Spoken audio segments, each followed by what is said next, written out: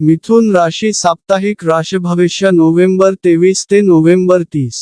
तुमच्या चंद्र राशीच्या 10व्या भावात शनी देव उपस्थित असल्याने या सप्ताहात तुम्हाला आपल्या प्रत्येक दिवसाची सुरुवात योग प्राणायामने करावी लागेल. यावेळी तुमच्या सोबत जर तुम्ही आपल्या घरच्यांनाही यासाठी प्रोत्साहित केले तर तुम्ही स्वतःला आणि त्यांना उत्तम ठेवण्यात यशस्वी होऊ शकतात, कारण तुमच्या चंद्र राशीच्या 3ऱ्या भावात केतू महाराज स्थित असेल.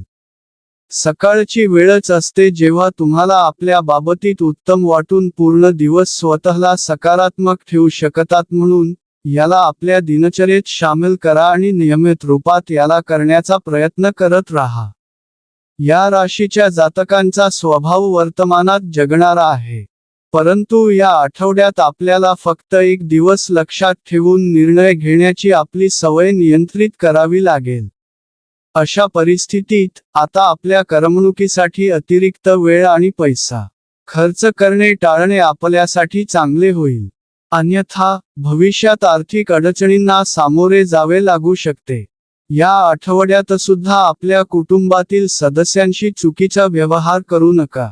विशेषतः आपल्या वडीलधाऱ्यांसमवेत मर्यादित आचरण करा, अन्यथा असे न केल्याने कौटुंबिक शांती भंग होऊ शकते, ज्यामुळे आपल्याला सर्वात अधिक मानसिक ताण जाणवेल.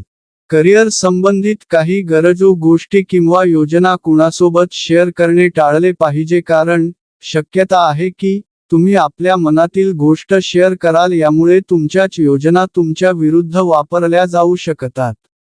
या सप्ताहात विद्यार्थी मनसोक्त पार्टी करताना दिसतील, यामुळे याचा सरळ प्रभाव त्यांच्या शिक्षणावर पडेल.